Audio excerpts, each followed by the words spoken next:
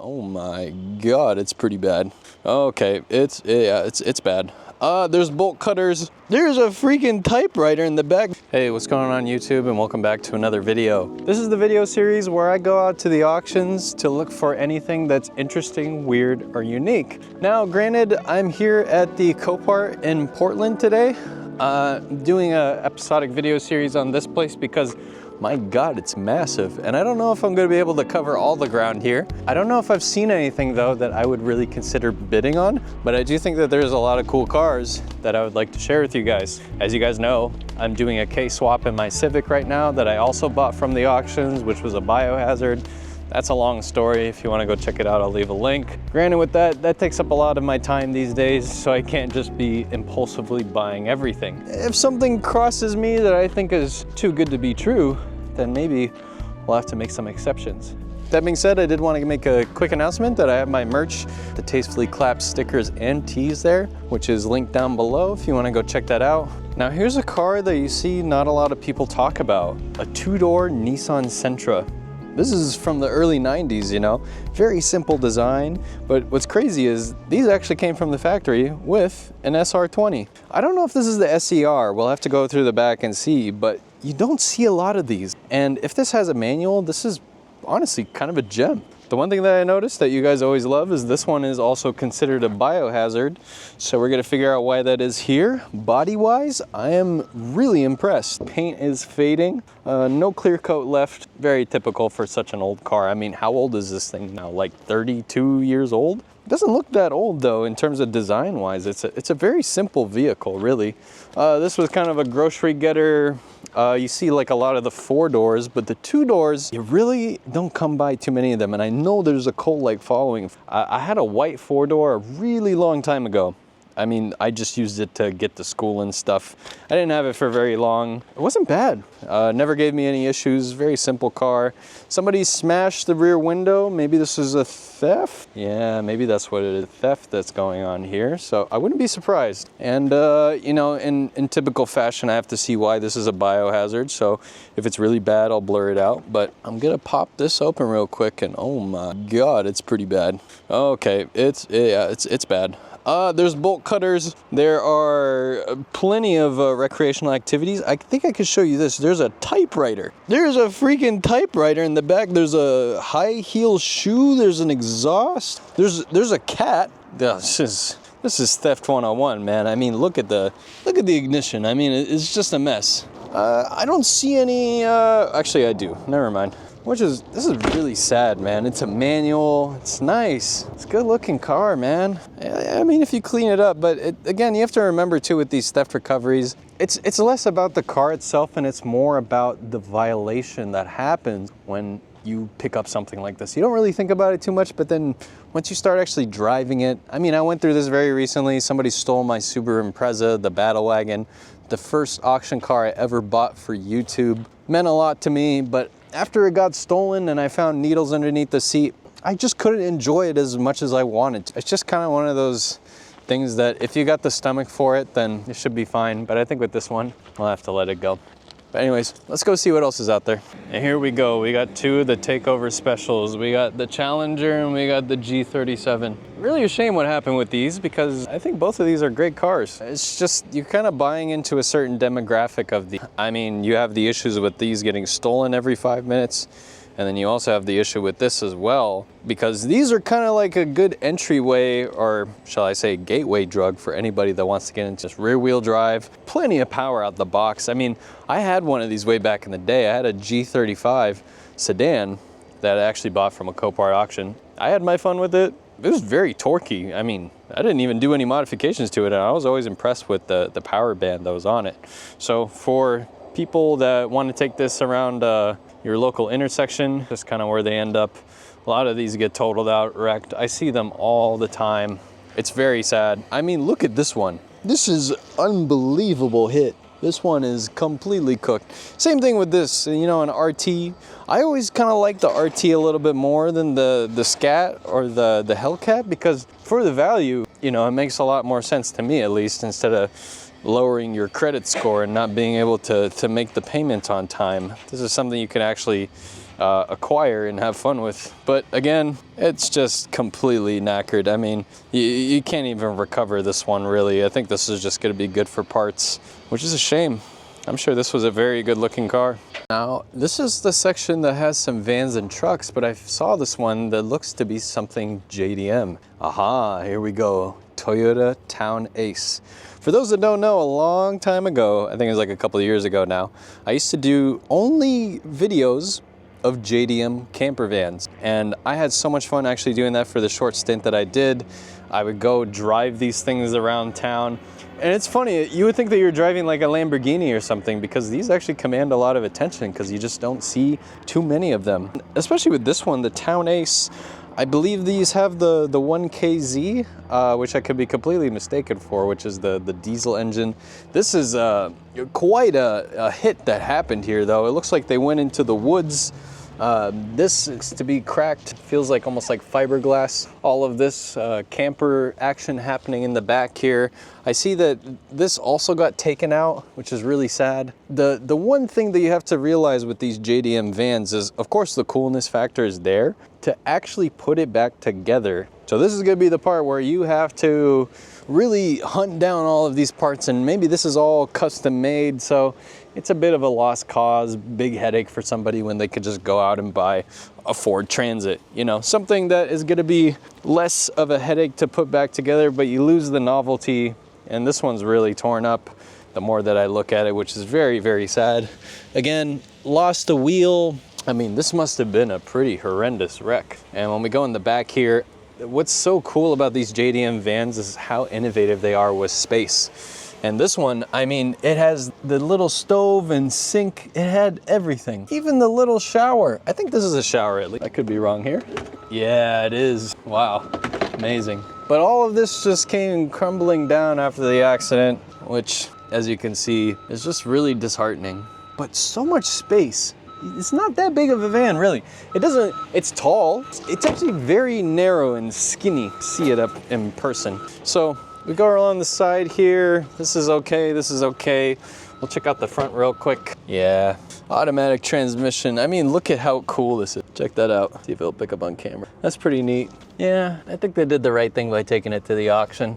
It's just kind of a neat thing. Very knobby, aggressive tires.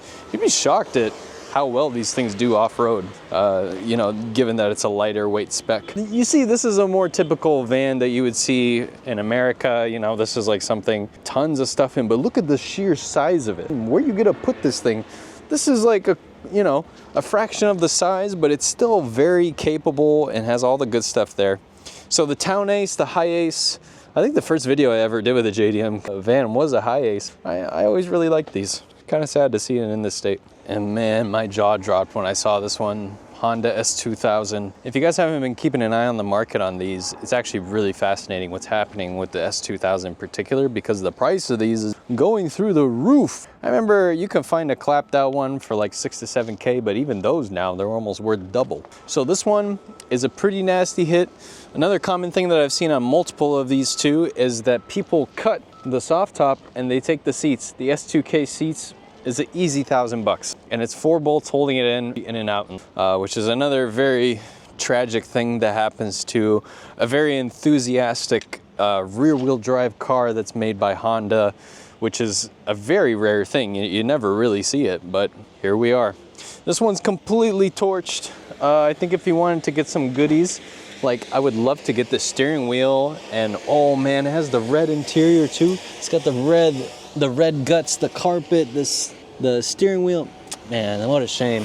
It's a beautiful, beautiful thing. And the white too, white on red, one of the best combos in my opinion. This got completely ripped off the knuckle. You can see the lower control arm is just completely split right there. And yeah, I think it's just too much work to bring it back together. So this is gonna be a good junkyard car. Somebody gets all the parts off of it. But you got good panels on it. The hood is still immaculate, even given the circumstances. I'm sure this was just a staggeringly beautiful machine at one point. And look at it now. This is the state of going to the auction. Sometimes you get to see the good and sometimes you see the bad as well. You know, this is my first time seeing one of these in person, the Nissan Frontier. I remember these, the older ones. So I think the Frontier is almost like the Ford Ranger of the Nissan world. I really hope that they don't have the CVT transmissions that they used to, because I feel like Nissan for a while was on a stint of having these notoriously bad transmissions. You find it like the Altimas and the Sentras. Not to say that this would disregard anybody, but this is a very nice looking truck. The color's great. It's very patriotic, as we are in America. You're gonna see that type of stuff. I think it got smacked here in the rear, and it's doing no favors that it's run up against this other car that looks like it got hit by a wrecking ball. Wow, this is actually a nice Audi. This is pretty clear cut, needs a bed, probably frame's a little bit bent. It is the Pro 4X. It's kind of like the TRD model, the premium, if you will. Interior on this one, yeah, I mean, granted, they just bought it and then it got rear-ended, and then they took it as it got totaled out by the end. The delicate part is really going to be whatever is happening down here. I can see all the markings for the appraisal, but it's a pretty nasty. I got tagged by a bug. You know, again, tires practically brand new, wheels look good, but I see all these markings down here. So yeah, the frame's got to be bent. I am almost certain that the frame is bent on this one. Not to say that it's completely gone. You're gonna have to spend your due diligence to make it into something. It might be worth it. It's literally like brand new in here. Practically brand new in this truck. It even smells brand new. It has 41,000 on the clock. Not too bad, not too shabby. Let's see here. Let's put our foot on the brake. Let's see if it starts. Where's the button? I mean, it's like a brand new truck. It is a very nice truck. Yeah, shame. It is what it is. The fault's coming on. It's freaking out after the accident. Yeah, it is 91 degrees. Very hot today. Get me out of here. Shame. Ah-ha-ha. We have here BMW M2. Is this a competition or what? Man, these are very nice cars. The 2 Series has really grown on me over the years. I was kind of against it, but I think this body styling is a little bit better than the latest one that just came out. But maybe you guys let me know down in the comments. Interesting to see it here. Hopefully it's a manual. I haven't opened the door just yet. I do see that the tire is popped, unfortunately, but wow. This has a lot of nice mods on it. Very good looking car. Carbon fiber spoiler, carbon fiber diffuser, carbon fiber exhaust tips. I mean, how much carbon fiber? Wait, what does the carbon fiber need to be on the exhaust? I don't know. Maybe that's just me. You can tell, a very enthusiast driven car. Somebody really liked it, but it's kind of a mystery why it's here. I think cracked windshield, something really weird going on with the hood. Is this some sort of hack job repair? Again, more dents on the hood. Why is that? Because I don't see this car getting totaled out for just a hood. These are worth a pretty penny for sure. So, makes you wonder, why is it here? Let's take a look. Okay, oh, okay. Well, we got some mechanical, electrical gremlins happening here, and electrical gremlins in BMW makes me want to run for the hills. I think one of the scariest things is a German car that is not electrically compliant. Again, I think this car would be tremendously better if it was the 6-speed, but you know, not to say that it's a complete write-off or completely terrible. The seats look to be pretty good. But I thought the M were special seats. But I guess it has the blue stitching, which is pretty cool. I just always thought that they had like the, I don't know, it's like almost like the Recaros. Performance, nice. M Performance, very good. It is an M. It's not like one of those knockoffs where somebody just puts a badge on it and tells you it's an M. It's an actual M. Good looking car, a little mysterious for me. I do want to take a look at the engine. I think that is one of the most delicious cars. I think you could put it in an E36. It says pull it twice. This bad boy. Aha, there we go. Lots of plastic. What engine is this anyway? It looks like it's been gnawed at by some rodents. It's not good. Been sitting here for a while, but some of these do sit here for a while because of all the disputes through the insurance and all that fun sorts. I do see a ground missing. That scares me a little bit there. And again, I think it's all coming down to electric. These wires that I dunk are from the factory, trailing about over here. I have no idea what that is. It looks like this is for giving it a jump, so it makes you wonder why. These little random wires here and there doing their thing. Not really my place to figure out and investigate a full diagnosis. This is not even being held by anything. I could just lift this up and peekaboo, we have the engine. Honestly, it looks like it hasn't been tampered with. This is not even secure. This is just like floating around. So why is that? Very interesting, very, very interesting. And it looks like it's also been tuned. What is this? Dynatronics Performance Tuner. What does that mean? A tuned BMW with exposed wires that's sitting in an auction yard with some dents in it. Very promising. Promising for me to start walking away now. Nice car though. And to wrap up things for today's video is a cult-like classic, E30 BMW. I have actually had a really soft spot for these cars because my dad back in the day had a white 325. So the E was for economy. It's kind of an interesting thing that BMW came out with. It was almost kind of like a stroker, but it was meant for economy. Tons of torque down low though. Very fun car. It even had the bottle caps just like this one. And it was a coupe too. And you don't see a lot of the coupes now. As you can see, this one is really bent out of shape. You know, let's be frank here, I'm not gonna sugar. The hood, I'm sure, doesn't close because all of this got pushed this way. You'd have to imagine that the whole frame is twisted this way, so you'd have to pull it back and get everything realigned, and then that's the least of your issues here. There's tons of glass on the inside from all the shattering. It makes you wonder what they hit. This all got gouged, quarter panel needs to be pulled out. Before all the accident, you can tell that this was somebody's baby, somebody's pride and joy. It's got like this almost apexy looking exhaust coming out of it, which is not very European. It's more of a Japanese exhaust in terms of looks, if you ask me. It says 325. I don't know which 325 it is. On this side, it's even worse. Oh my God, I didn't even realize it was that bad. Okay, that makes a lot more sense now. The T-bone, just horrific. Look at all this, sunroof's gone. And whoever's in the passenger, I don't think he would have. I think it was just one occupant in the car. This one's a total write-off. I didn't even realize until I walked to the other side. That happens quite often here. I think if you look at this from a parts car perspective, lots of goodies here. Very good engine. These are known for going forever. Very notorious with lifter tick in my experience. Besides that, it's all there. Somebody will probably take this, get all the goodies off of it, and then onto the next E30, but these have also skyrocketed. I don't know, very sad. Poor thing is just mangled and twisted beyond belief. Anyways, I'm gonna wrap up today's videos here. So thank you so much for watching. Make sure to like, comment, and subscribe. And let me know what you guys would like to see in terms of the auction car content. Are you guys enjoying this right now? Do you wanna see some more short form stuff?